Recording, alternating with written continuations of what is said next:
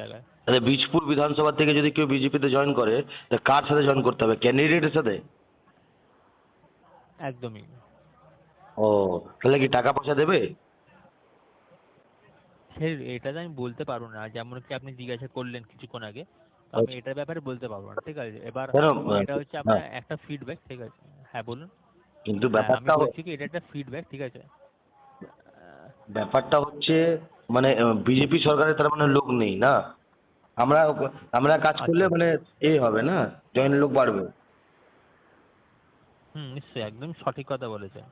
এবার দেখুন, হয়তো এবার আপনি হয়তো বুঝিয়ে মানে রাজি করালেন, সে এবার হয়তো আরো কজনকে বললো, ঠিক আছে? এবার একজন থেকে দুজন হলো, দুজন থেকে তিনজন হলো, এই করে করে হয়তো 10 জনের জায়গায় আপনার 50 জন হয়ে গেল।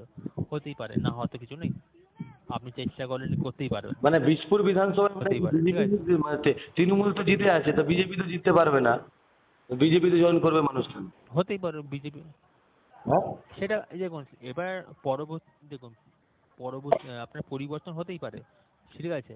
আপনার মনে হচ্ছে এইটা, কিন্তু হয়তো দুদিন পর হয়তো দেখলেন এটা পরিবর্তন হয়ে গেল। মানে তার মানে ঠিক আছে, বোঝা তখন যাচ্ছে কি আমাদের হয়? বিজেপি কত টাকা দেওয়া যাবে মোটামুটি? দেখুন আমি তো সেটা বলতে পারবো না, মানে টাকা পয়সার ব্যাপারে আমি বলতে পারবো না, ঠিক আছে? মানে 10 জন জয়েন করলে তো এটা একটা কল, 10 জনে 10 লাখ টাকা দেবে। সেটা আমি বলতে পারবো না, ঠিক আছে?